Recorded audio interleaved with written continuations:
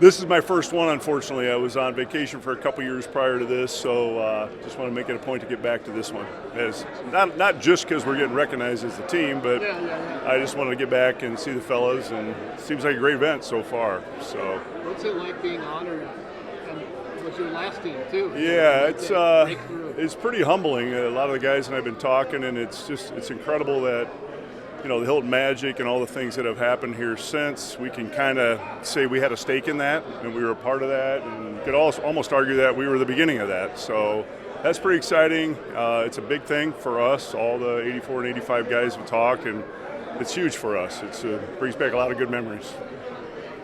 Coach Prohm said that he's now in with the group text with you guys, and the memories are interesting. It's not this game, but it's, hey, look at our shoes and all the little things on the outside. What's that like? We had some exchanges last night, and I think Dave Moss was asking to borrow some golf shoes, and I said, I've got a pair of 15s, and I said, they're not ponies though. So then I took a picture of the old pony shoes, which were terrible. They were a blister waiting to happen, and we just had some good banter with that. So it's nice to connect with all the guys. It's almost impossible to keep, you know, everybody as a group together, but when you hit 2 or 3 guys here and there, which some of the Chicago guys and I have been in touch quite often, and that's good because, you know, it's never too late to talk about good memories.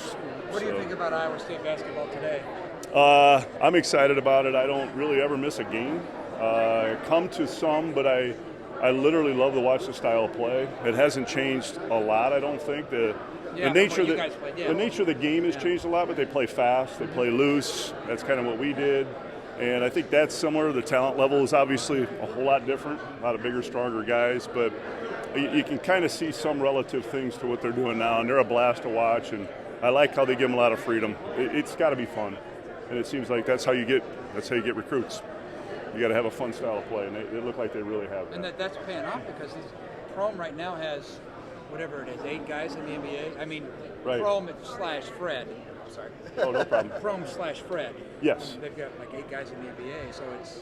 Yeah, I think the neat thing too is Coach Prohm didn't really change a whole lot. I know he's got his own style, and that's great. But why change something that's working really well? Just bring your own things in there, your subtle differences, and let things take off. And it seems like he's keeping the consistency going in the program, and that's really encouraging. What's it been like for you to watch them win in Kansas City, the Big 12 tournament, 4 out of 6, when you guys were the first team to get down there? It's pretty neat. It's back in the old Big 8. We obviously had some tough roads when we were down there. We had some really some beasts to play against, Kansas and Oklahoma.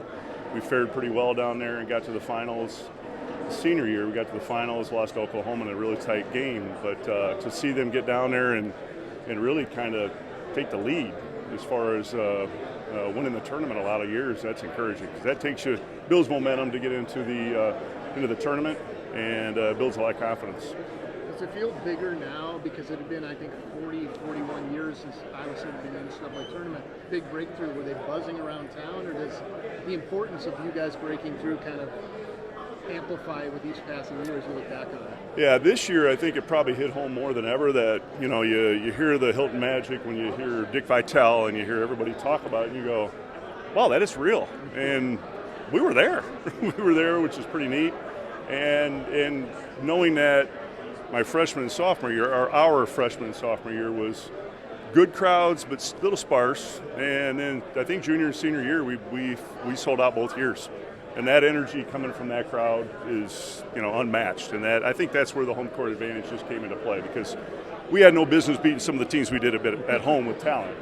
And I think the crowd just played that ultimate six-man role.